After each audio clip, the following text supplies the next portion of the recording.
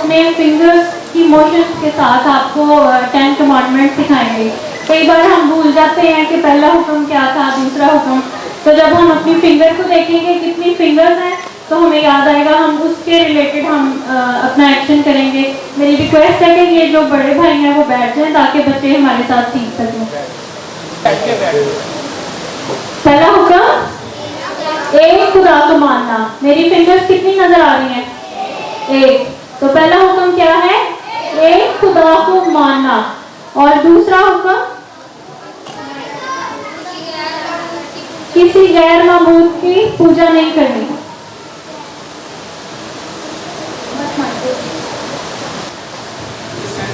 अच्छा, पहला हुक्म क्या है? एक खुदा को, मुझे आपकी फिंगर्स नहीं नजर आ रही, एक खुदा को मानना। और दूसरा हुक्म क्या है?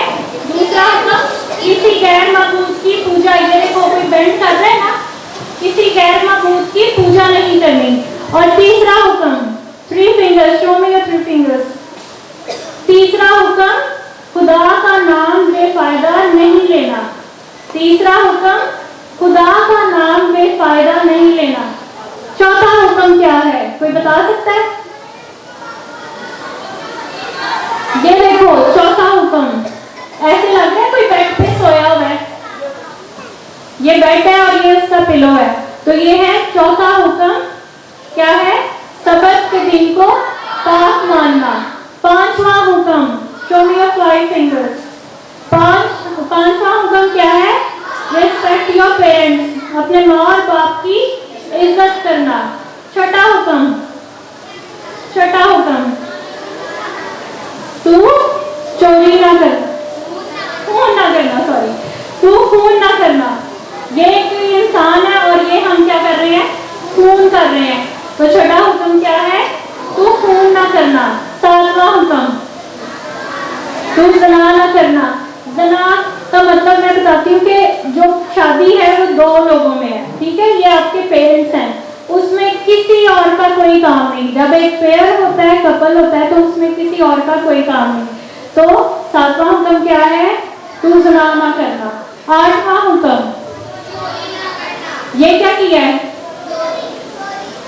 आठवां हुक्म, तू चोरी ना करना। नौवां हुक्म क्या है?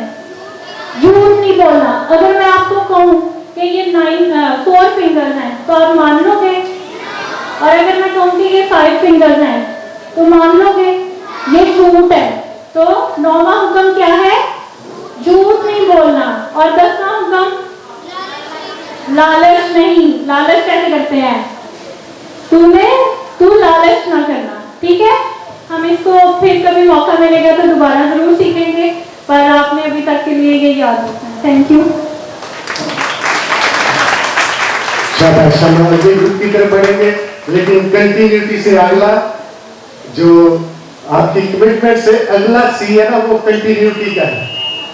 सिर्फ कमिटमेंट ही नहीं चाहिए होती, आपको चीजों को कंटिन्यू करना होता है। उसको एक दफा ये नहीं एक प्रोग्राम पे कर लिया, फिर अगले साल का प्रोग्राम होगा तो हम फिर बच्चों को लेके आ जाएंगे।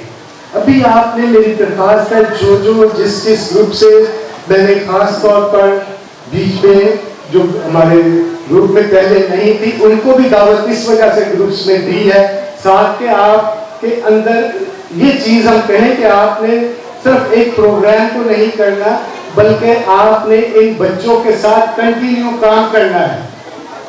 कमिटमेंट के साथ कंटिन्यूटी भी होती है, और क्रेडिबिलिटी उस वक्त आती है जब आपकी कमिटमेंट हो और उसको आप कंटिन्यू करें। 3 चीजें आपको सीखनी है, 3 C's, कमिटमेंट, कंटिन्यूटी और क्रेडिबिलिटी 3 होती है। देखिए, खिदमत के लिए ना हम बहुत से लोग बहुत वजह से खिदमत करते हैं, दौलत के लिए, शोहरत के लिए, लेकिन याद रखें, अगर आपका कॉज, आपका मकसद सिर्फ दौलत और शोहरत है तो ये खुदा के नजदीक किसी तरह भी काबिल कबूल नहीं है। हमारा मकसद, हमारा कॉज जो है वो दौलत और शोहरत नहीं। हाँ, जब आप खिदमत करते हो, मकसद आपका खुदा को जलाल देना है, तो फिर खुदा शोहरत नहीं देगा, खुदा आपको इज्जत देता है। आपको शोहरत की जरूरत नहीं रहती। लोग आपको, खुदा आपको इज्जत देता है। लोगों की बात छोड़ दे, खुदा आपको इज्जत देता है। और फिर आपको ना दौलत की जरूरत नहीं होती, खुदा आपको बरकत देता है। और ये बरकत आम बरकत नहीं होती है। पौलुस रसूल कहते हैं हम गरीब हैं लेकिन बहुतों को अमीर कर देते हैं। ये वो बरकत है जो खुदा हमें देता है। तो आपने इन चीजों को ज़हन में रखना है कि कमिटमेंट के साथ करना है, कंटिन्यूटी करनी है, और फिर चीजों में क्रेडिबिलिटी आती है, फिर वो दूसरों को काबिल कबूल होती है।